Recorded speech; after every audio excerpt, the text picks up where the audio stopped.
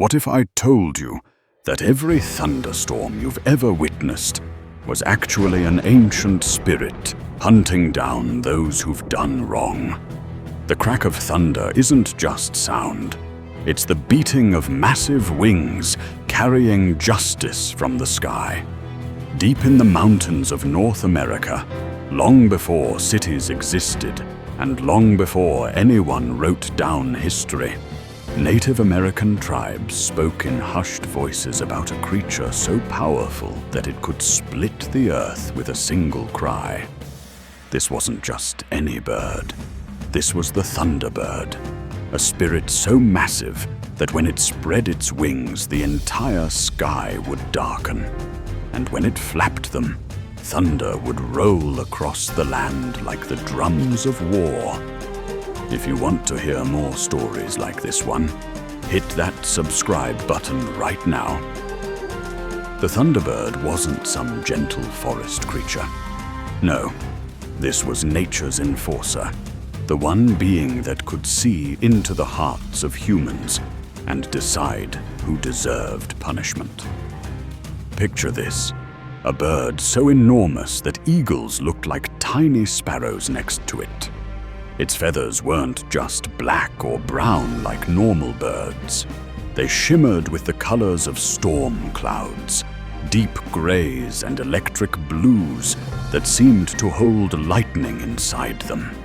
Its eyes glowed like white-hot coals, and when it looked down at the earth, nothing could hide from its gaze. The tribes that lived in the shadow of the great mountains knew this creature well. They had rules about how to behave, how to treat others, and how to respect the land. These weren't just suggestions, they were survival instructions. Because the Thunderbird was always watching, always listening, always ready to strike down anyone who thought they could get away with evil. Let me tell you about what happened to a young warrior named Black Wolf.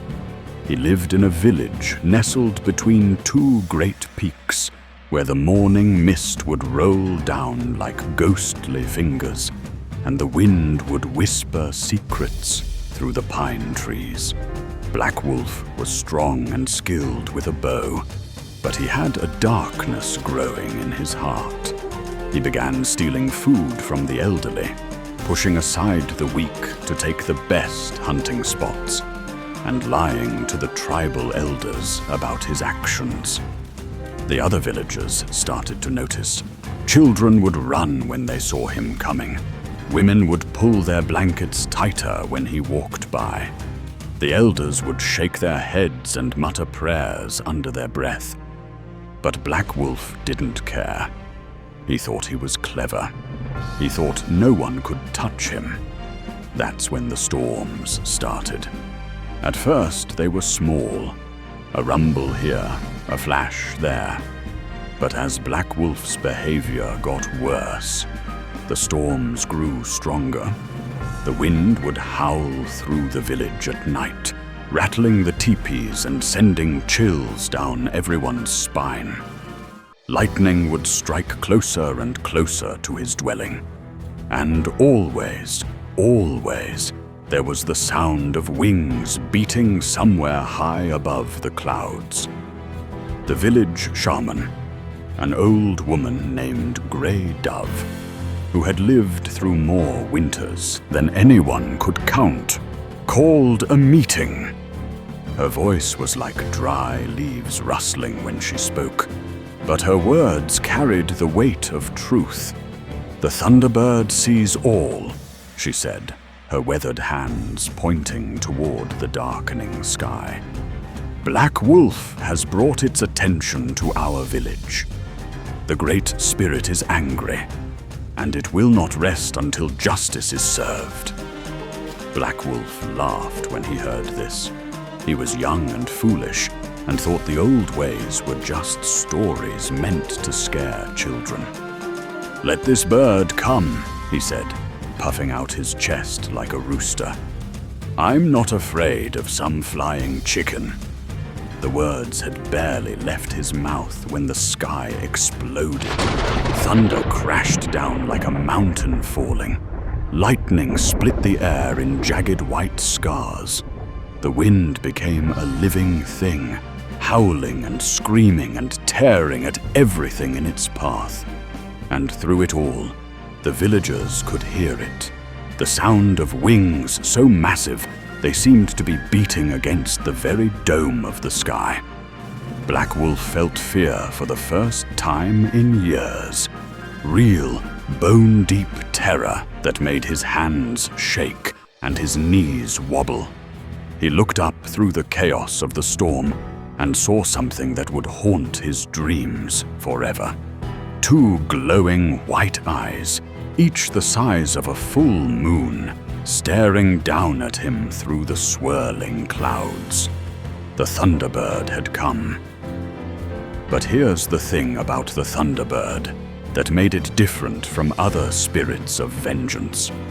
It didn't just strike people down in blind rage. No, it was far more terrifying than that. The Thunderbird was patient. It was calculating. It would circle its prey like a hawk watching a mouse, waiting for the perfect moment to deliver justice.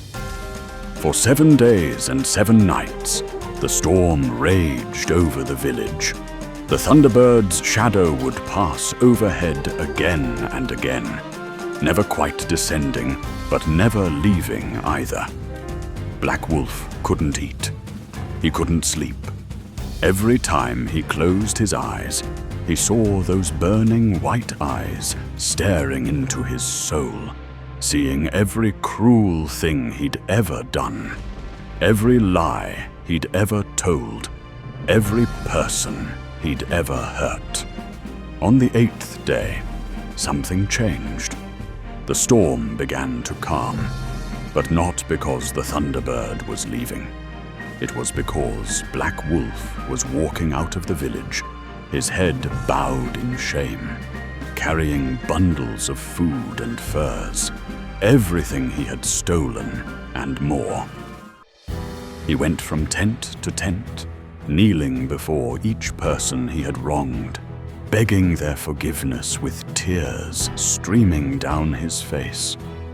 The villagers watched in amazement as their tormentor transformed before their eyes. This wasn't the same arrogant young man who had terrorized them for months. This was someone who had looked into the face of true justice and realized how small and cruel he had become. When the last apology was given and the last stolen item returned, the Thunderbird appeared one final time. It descended from the clouds, its wings spanning from one mountain peak to the other, its feathers crackling with residual lightning.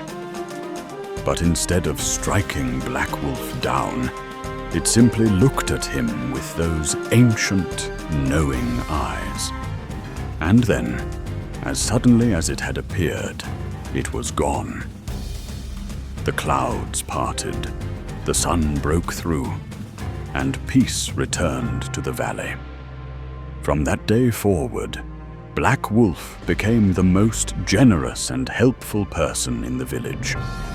He would share his food with anyone who was hungry, help build homes for those in need, and protect the weak from any who would harm them. Because he knew, they all knew, that the Thunderbird was still watching, still waiting, ready to return the moment someone thought they could get away with evil. The Thunderbird's message was clear and simple. Justice isn't just a human concept. It's woven into the very fabric of nature itself. The storms that rage across our skies aren't just weather patterns. They're reminders that somewhere high above the clouds, ancient eyes are watching, and massive wings are ready to carry swift punishment to those who choose darkness over light. So the next time you hear thunder rolling across the sky, remember Black Wolf and the lesson he learned. Remember that the Thunderbird still soars through the storm clouds, still watches over us all, still ready to remind the wicked that no evil deed goes unseen. Subscribe for more stories that will make you question everything you thought you knew about the world around us.